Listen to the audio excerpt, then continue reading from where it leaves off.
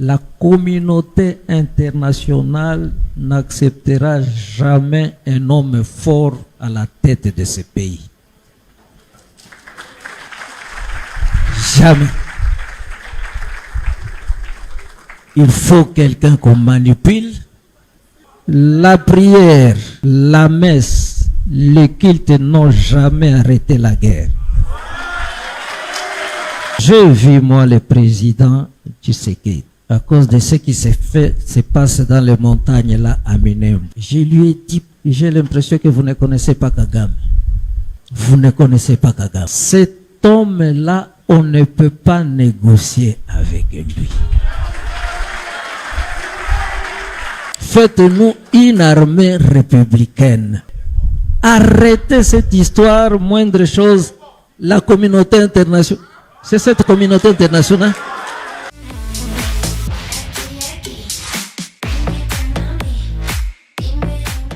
Comment je suis là aux côtés de Charles, qui m'a invité personnellement. En fait, avec Charles, nous avons en commun Monseigneur Muzirwa. Monseigneur Muzirwa qui est pour moi un modèle de résistance. Un modèle de résistance. Quand j'étais auxiliaire ici, et comme un homme à Uvira, tout le monde, en commençant par ma famille, me dit, tu ne vas pas là. Tu ne peux pas aller là-bas, on va te tuer. Mais j'ai commencé déjà à réfléchir, je n'ai jamais vu Muzirwa, j'ai commencé déjà à réfléchir, à lire. Et c'est cet esprit Muzirwa qui m'a donné la force de me rendre là. Et ça fait 10 ans que je suis là, je ne suis pas encore mort. Mais je vais vous dire une chose. Quand je vais là-bas, je prends la parole et je dis, si je suis venu ici, c'est parce que je sais que vous allez me tuer. Mais sachez que je suis déjà mort là à Kinshasa et on ne tue pas quelqu'un 2 fois. Et il semble que je suis sur sa liste noire. Je suis interdit de passer au Rwanda, mais j'y passe quand même.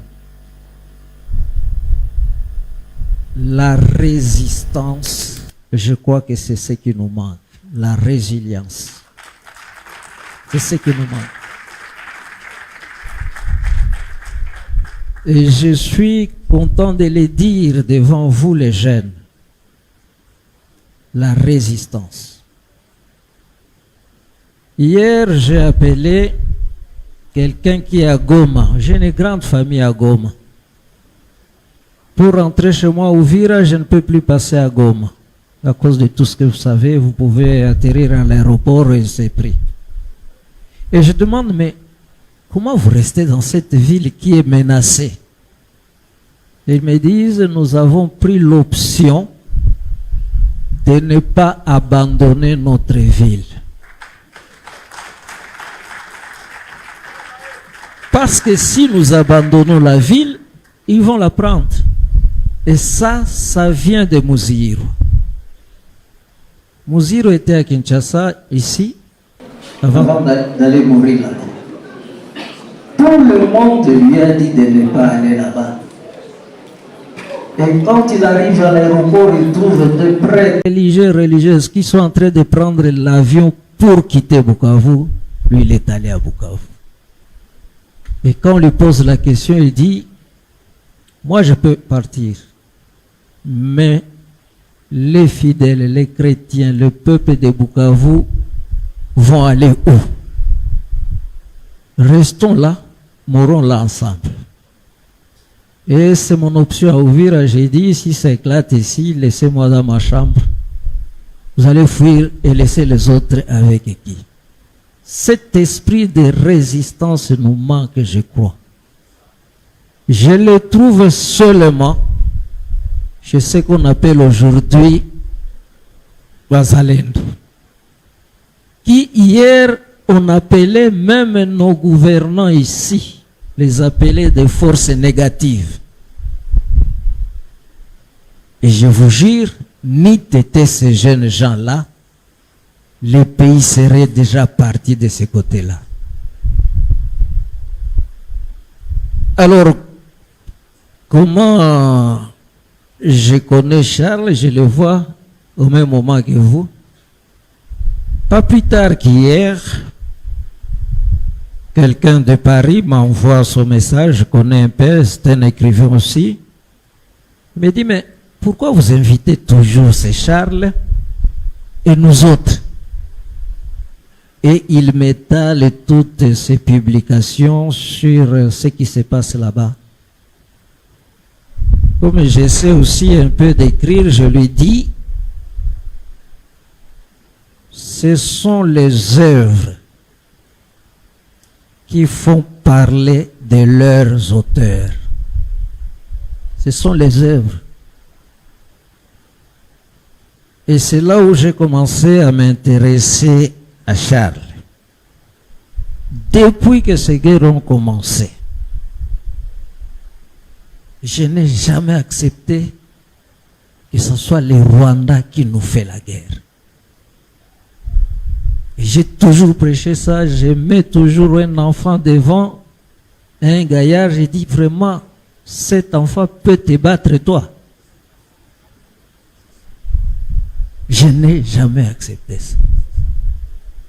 Et nous sommes en train de payer peut-être notre orgueil de grandeur. Je suis encore très jeune enfant.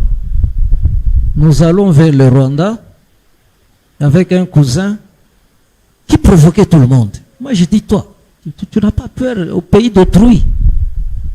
Il me dit, laisse cousin, un Congolais vaut 5 Rwandais. C'est ce que nous sommes en train de payer aujourd'hui. Quand on développait cet orgueil, les autres s'organisaient. Et ils nous le font payer aujourd'hui. Pourquoi les Rwandais? J'ai changé la vie quand j'ai lu le livre de Charles. Là où il dit que tout a été planifié bien avant. On dormait au Congo. Tout était planifié. Et quand les FPR envahissent le Rwanda, l'objectif c'était le Congo. Et il a donné une preuve là. Tous les réfugiés qui ont voulu aller vers la Tanzanie, on les a barré la route pour les diriger vers le Congo. Vers le Congo. Mais c'était ça ma question. Nous parlons derrière les Rwandais, il y a les Américains, il y a les Français, il y a les Anglais, mais ces gens avaient toujours la même mise sur le Congo. Pourquoi passer par le Rwanda? Je crois qu'il y a aussi cette culpabilité du génocide qui les mobilise, ils veulent laver la conscience, mais ça ne doit pas se faire comme ça.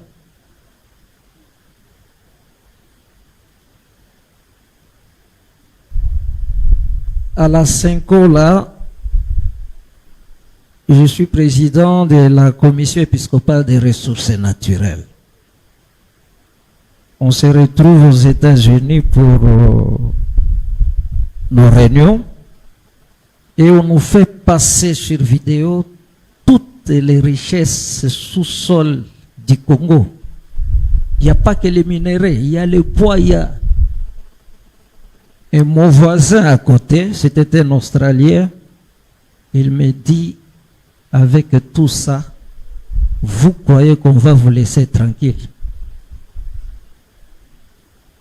Et ça, c'est depuis Léopold II, comme notre frère, je ne sais pas celui qui a parlé, comme il a dit, le Congo avait été créé, comme tu l'as dit là, bien commun de l'univers.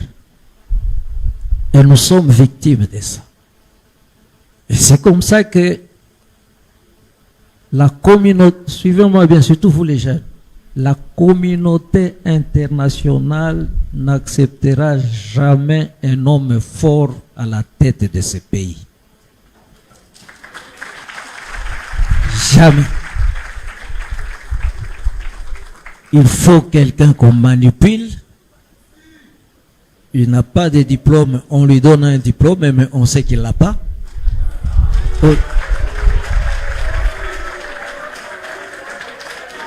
On organisera toujours les élections comme elles se sont passées là. Tout le monde, y compris la Senko, tout le monde dit que les élections étaient chaotiques. Mais tout est kak. Et le pays est en train de partir.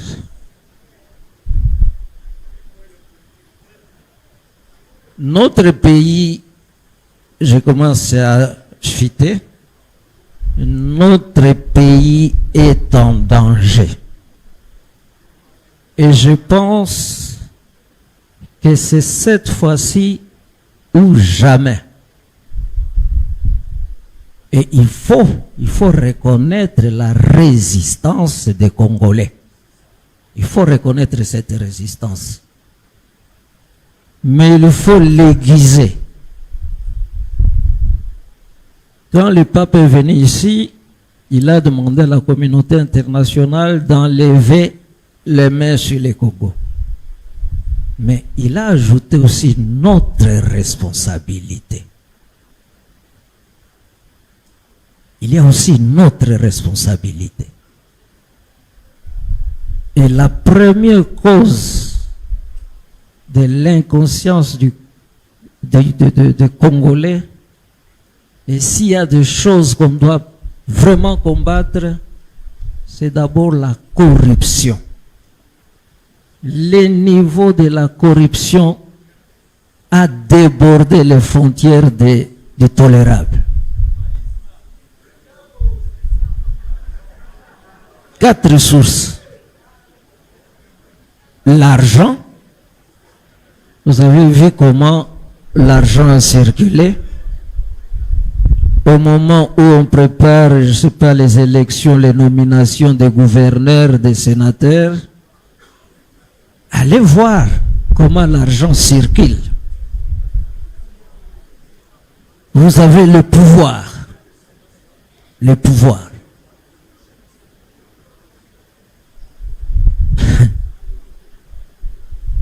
J'ai fait une petite université là au Vira.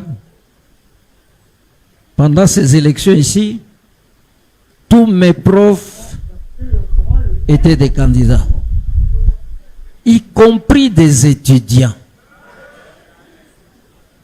Et pourquoi? Parce que les Congolais sont convaincus aujourd'hui qu'il n'y a que la politique qui paye. Il n'y a que la politique qui paye.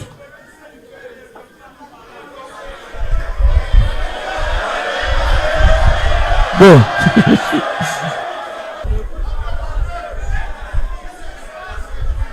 Je voudrais conclure par ces paroles du Premier ministre de Tshisekedi, le premier ministre de Tshisekedi. Comment il s'appelait encore? Oui. Cet homme va visiter le parc de Bukangalonzo avec son ministre de l'Agriculture. Il voit les désastres. Et il pose la question à son ministre. Qu'est-ce qui n'a pas marché? Et le ministre lui dit l'amour du pays. On dirait qu'on n'aime pas ce pays, on aime ce qu'il nous donne, mais on n'aime pas ce pays. Et nous sommes en train de vendre ce pays. J'ai vu, moi, le président Tshisekedi, à cause de ce qui se passe dans les montagnes là à Minembwe. Je lui ai dit beaucoup de choses. Et j'ai tout écrit ici. Je dis, j'ai l'impression que vous ne connaissez pas Kagame. Vous ne connaissez pas Kagame. Cet homme-là, on ne peut pas négocier avec lui. Faites-nous une armée républicaine. Aujourd'hui, cette armée-là, ailleurs, quand on parle de coup d'État ailleurs, si on fait un coup d'État ici, ça sera encore un de ces côtés-là qui viendra au pouvoir. Conclusion. Il faut refonder l'homme congolais. Et moi j'ai commencé un plan de formation populaire avec les jeunes autour de ce que j'appelle l'esprit Muziro. Il y a 25 aspects dans ce livre de l'esprit Muziro. Il faut refonder l'homme congolais. Nous avons touché les fonds. Et vous les jeunes, c'est à cela que je vous appelle. Quelque part dans l'évangile, le Christ dit, si vous ne vous convertissez pas, vous allez tous périr. Nous devons nous convertir au patriotisme, l'amour de ce pays.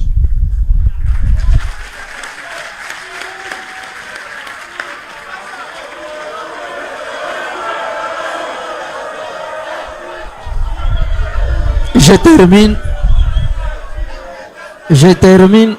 termine. J'ai vu la carte, comme on a montré ce que risque d'être le Congo de demain. Pas demain, même aujourd'hui. Hier, on a fait passer réseaux sociaux, un pasteur qui est en train de prêcher. Il dit, d'ici peu, le Kivu, depuis Ituri jusqu'à Uvira,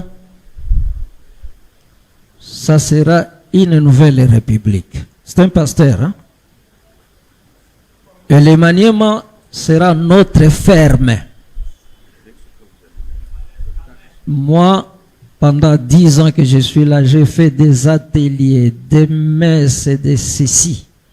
Et je suis arrivé à la conviction, suivez-moi mieux parce qu'il y a beaucoup de pasteurs ici.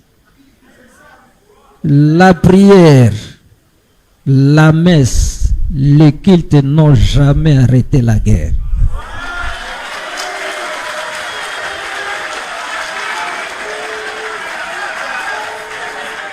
La prière,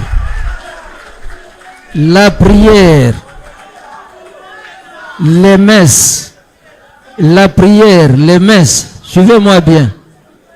C'est pour changer nos cœurs, pour nous convertir à la paix. Et le grand argument que j'utilise, Israël et Palestine.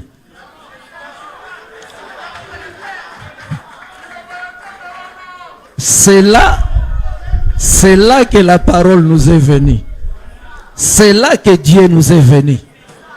Mais tant qu'ils ne se convertiront pas à la paix, à la cohabitation pacifique, il n'y aura pas de paix dans le monde.